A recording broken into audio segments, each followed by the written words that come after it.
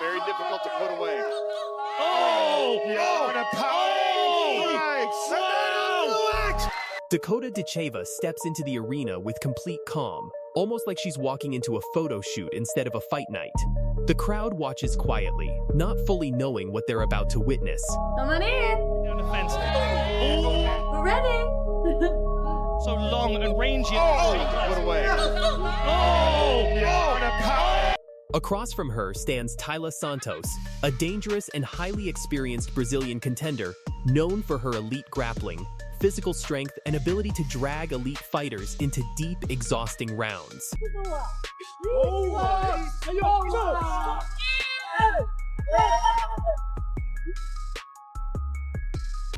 A former UFC title challenger, she's the same woman who pushed Valentina Shevchenko to the absolute limit over 5 grueling rounds, proving she belongs among the best in the world. Oh! And how about that? Shevchenko a little slipper. She tried to take Santos down. And now Taila trying to work off of Shevchenko's back. And this is amazing!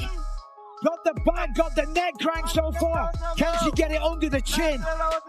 This is the same kind of matchup that reminds everyone why fighters like Dakota Ditcheva are being talked about as future stars, especially after shocking performances that made the MMA world take notice.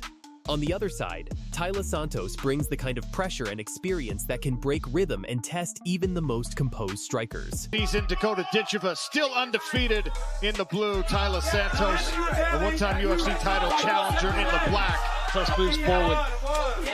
And about the line you mentioned, there isn't a widely verified official quote from Kayla Harrison specifically saying she is a killer about Ditcheva in a formal interview record, but Harrison and other top fighters have publicly acknowledged Ditcheva's finishing ability and rising dominance in the division in general terms. She's a killer.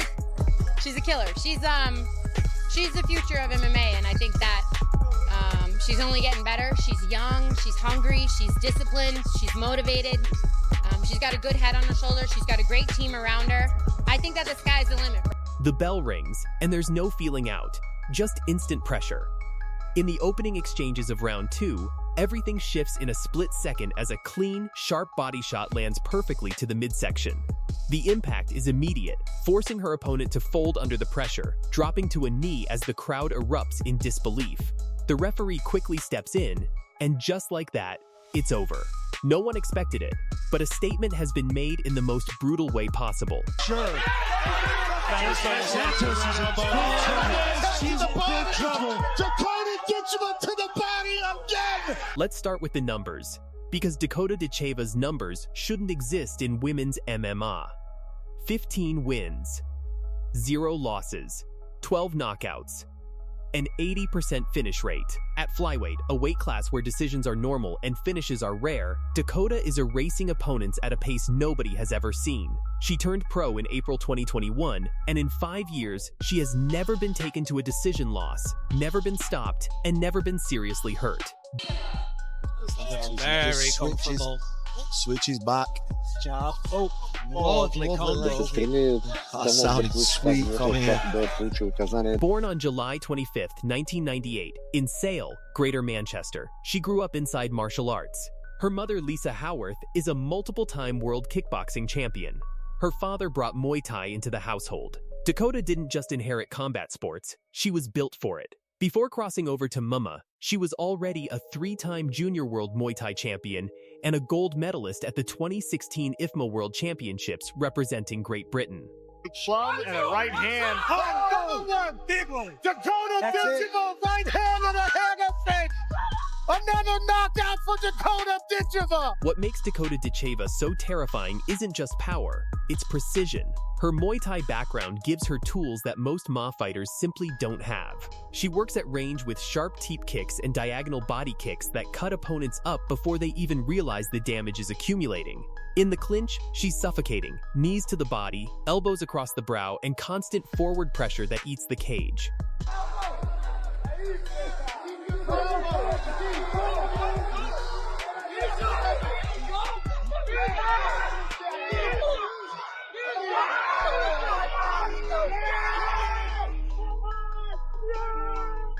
Her combinations aren't wild, they're composed. She sets traps, she'll fake high, draw the guard up, and drop a straight body shot that collapses people. That's exactly what she did to Santos. On the ground, she's not just surviving, she's improving. Her one submission win shows she can finish in any position. And when opponents shoot for takedowns to escape her striking, she stuffs them, punishes them against the cage, and makes them pay for trying. She's 5'8" with a 70-inch reach, long for a flyweight. She uses that length to control distance, land first, and land harder. At her best, she doesn't let opponents get comfortable. Ever. Now let's talk about Taila Santos, because dismissing her would be a serious mistake. 22 wins, 4 losses, 10 knockouts, a 45% co-rate. Santos was born on June 22, 1993, in Jaraguá do Sul, Brazil. Her father was a Muay Thai coach. Sound familiar? She began training at 16, and the first thing she did was enter a championship at Shootbox of Curitiba. She won it. Then she started training jiu-jitsu. She won her debut MMA fight too. Santos isn't someone who stumbled into combat sports, she chased it. After turning pro in 2013, she finished her next 10 consecutive opponents in the first round. That's not a record, that's a statement. She climbed to the UFC, built one of the most impressive records in the women's flyweight division, and in June 2022, she challenged Valentina Shevchenko, the most dominant women's champion in UFC history, for the flyweight title at UFC 275. She pushed Valentina to a split decision over 5 rounds, not a blowout, a split decision. That result alone puts Santos in a very short list of elite fighters on the planet. She holds wins over Joanne Wood, Molly McCann, and Gillian Robertson, all credible UFC-level opponents. As of early 2026, she sits at #3 in the PFL Women's Flyweight rankings. Taila Santos is a hybrid fighter, and that's what makes her so hard to prepare for. She holds a blue belt in Brazilian Jiu-Jitsu and uses grappling as a strategic tool, not just a fallback. Her clinch work is physically dominant. She's strong, she's heavy-handed, and she can drag a fight into the deep waters of round 4 and 5 where technique starts to blur and heart takes over. But she's not just a grappler. She has legitimate striking, her father is a Muay Thai coach, and those roots show in her footwork and combination punching. Her head kick knockout power is real. She carries co-power to the final round. Her game plan against elite competition is smart. Use pressure and physicality to disrupt rhythm, clinch to neutralize dangerous strikers, and wear opponents down over distance. That's exactly how she neutralized Shevchenko for large portions of their 5-round war. She's 5'6" with a 68-inch reach, shorter than Dakota, but she uses her physicality and inside fighting to close the gap. November 29, 2024. King Saud Stadium, Riyadh, Saudi Arabia. The PFL World Championship. $1 million on the line. Before the fight, Santos called Dakota a Barbie, said she looked like a model, said she wasn't a real fighter. The MMA world took the bait. Round 1, Santos pushes Dakota against the cage, tries to impose her grappling. For a moment, it looks like her plan is working. But Dakota is calm. She escapes, resets, and begins threading her Muay Thai through Santos's guard. Knees in the clinch, elbows on the break. The damage accumulates slowly, but relentlessly. Round 2, Dakota's output increases. Santos is absorbing strikes she's never felt before. Remember, this is a woman who survived 5 rounds with Valentina Shevchenko. She is cracking. 4 minutes and 41 seconds in, Dakota cracks Santos with an elbow along the fence. Santos stumbles. Dakota steps in, switches to southpaw, loads the left hand, and drives it straight into Santos's liver. Silence. Santos folds. The referee doesn't wait. Dakota Ditcheva did what nobody in MMA history ever did. She finished Taila Santos by stoppage. The first person ever. A body shot that shut down one of the toughest women on the planet. Ladies and gentlemen, referee Jason Herzog has called a stop to this contest at 2 minutes, 14 seconds of round number 2. Declares the winner by submission due to an armbar, Tabatha Baby Shot Ricci. First of all, I want to say everybody knows that when you see Octagon, the shark tank, I'm the baby shark and I'm hungry. Like to be back as soon as possible. That's my job. That's what I do every day. I'm really interested in UFC, so what they give to me, I'll be happy. for it. The relentless grappling specialist Tabatha Ricci, widely known as Baby Shark. Carrying a solid 12-4-0 record, Ricci has built her reputation on high-level grappling, control, and submission threats that can dismantle even the most dangerous strikers. Oh, she's got it. That was a thick transition. She's got it. While Ditcheva has electrified fans with her striking precision and finishing ability, questions remain about her vulnerability on the ground. That's where Ricci becomes a serious threat. If the fight transitions into grappling exchanges, Baby Shark operates in her element, where technique, pressure, and positional dominance could neutralize Ditcheva's strengths. Right away, I like what I'm seeing out of Ormsby with the hands straight up, protecting herself, but Ricci's just so good again on the inside. Look what she's doing right here. She got the underhook. She's going to go for this inside trip right here, try to lay her down. This stylistic contrast sets the stage for a compelling battle. Elite striking versus suffocating grappling. And if the fight goes to the mat, Ricci may very well hold the key to victory. Let's start from the beginning, because if you don't know Tabatha Ricci, you need to. Born February 21st, 1995, in Birouai, Brazil. She stands 5'1", competes at strawweight, and she has been on a serious, grinding, methodical rise to the top of the UFC. See that? Here comes Tabatha Ricci. And it must be said, Tabatha Ricci, who had a long break from MMA from 2014 to 2020. Her record sits at 12 wins, 4 losses, and before you click off, let me break down what those wins look like. Only 17% of her victories come by KO or TKO, 25% by submission. But here's the number that tells the whole story. 57% of her wins come by decision. That means more than half the time, Tabatha Ricci controls a fight for 3 full rounds, dictates the pace, neutralizes her opponent, and forces the judges to raise her hand. That is not luck. That is a fighter who knows exactly what she's doing and executes it every single time.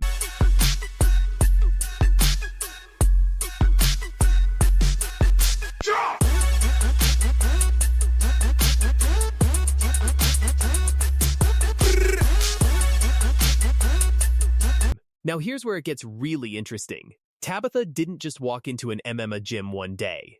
This woman has been training since childhood. She followed her father's footsteps and started judo at 6 years old. 6. From there, her path took her across continents, from Brazil to Japan, where she competed in Caesar bouts under custom rules, developing her craft in a completely different environment. Then she came to California, trained her J under Ricardo Miller at Paragon J, and earned her black belt. See that?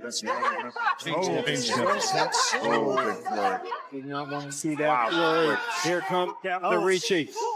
And it must be said, Tabatha Ricci, who had a long break from MMA from 2014 to 2020, set up an unbelievable system and team of coaches around her, right? She cross-trains Saxon Academy, Paragon BJJ Academy, does her boxing and Let me say that again. She has a black belt in JAND, a black belt in judo. That is a rare combination of elite grappling credentials. She signed with the UFC in 2021, and since then, she has been absolutely on a tear. In July 2025, she finished Amanda Ribas with elbows and punches in the second round, one of the best wins of her career. As of early 2026, she's ranked number 7 in the UFC women's strawweight division. Baby Shark is swimming toward the top, and she is swimming fast. Now let's talk about how she actually fights, because this is where it gets really dangerous for any striker she faces. See that? Here comes Tabatha Ricci. And it must be said, Tabatha Ricci, who had a long break from MMA from 2014 to 2020. Tabatha Ricci is a ground and pound specialist. Her entire game is built around one goal: get the fight to the mat, and once it's there, never let it leave. She uses her judo to create explosive takedown opportunities. She catches kicks and turns them into trips. She gets underhooks in the clinch and uses inside trips to lay opponents down. And once she's on top, she is suffocating, controlling position, grinding with pressure, and working for submissions. Her submission wins tell the story. She submitted Jessica Penn with a clinical armbar in the second round at UFC 285. She submitted Vanessa Marie Grimes with an armbar in just over a minute. Clean, technical, no wasted movement. She's down. She's hurt. She's down. That hurt her. I'm telling you, this could be it. This could be the NBA. It's over. Wow. baby shot. Gets it done in Abu Dhabi. Unbelievable. And when she can't finish, she outworks you. She beat Angela Hill. She beat Jillian Robertson. She beat Tissia Pennington and Polyana Vanna, all tough, experienced UFC veterans, and she dominated every single one of them on the scorecards. These are not soft wins. These are battles against women who have been in the UFC for years, and Tabatha made them look ordinary. The key to her style is control and patience. She doesn't rush. She doesn't gamble. She methodically closes the distance, gets the underhook, secures the takedown, establishes top position, and then makes your life miserable for 15 minutes. And if you give her your arm or your neck, she's taking it. First of all, Tabatha, congratulations on the biggest opponent in terms of experience you've ever faced and a complete dominant performance. Fighting out of the red corner is a grappler standing 5'1", weight in 115.4 pounds. Out of Ventura, California, by way of Birigui, Sao Paulo, Brazil, Tabatha Ricci. Now let's talk about the woman everyone is already crowning as the future of women's MMA, Dakota Ditcheva. 15 wins, 0 losses. 80% finish rate, that's 12 stoppages out of 15 wins. She's a 3-time world champion in Muay Thai. She was the 2024 PFL Women's Flyweight Champion, walked away with $1 million, and became the first British female MMA World Champion. And her opponent fighting out of the red corner. She's a Muay Thai specialist and stands 5 feet 8 inches tall. She weighed in officially at 126 pounds and holds a professional record of 5 victories and no defeats. Fighting out of Manchester, England, Dakota Ditcheva. Dakota's weapons are devastating. She has elite hand speed, textbook Muay Thai technique, brutal body attacks, and a finishing instinct that is genuinely one of the best in the sport right now. She can end a fight at any moment, from any position with any limb. That quality, that ability to finish, is incredibly rare and incredibly difficult to prepare for. Most of her opponents simply couldn't keep up with her on the feet. They couldn't close the distance. They got picked apart, hurt, and stopped. And Dakota has done it over and over again, one opponent at a time, stripping down all resistance to her becoming the biggest star in women's combat sports.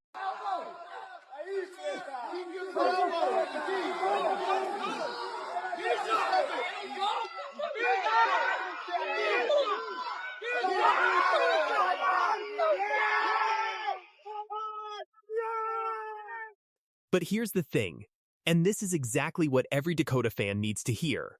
Dakota's ground defense has never been properly tested at the highest level. Think about that. 15 fights. Not one of those fights has truly challenged her if the fight hits the mat against an elite grappler. Why? Because most of her opponents simply couldn't survive long enough on the feet to even attempt a takedown. Plum and a right hand. Oh, another one. Big one. Dakota Ditcheva, right hand and a hammer fist. Another knockout for Dakota Ditcheva.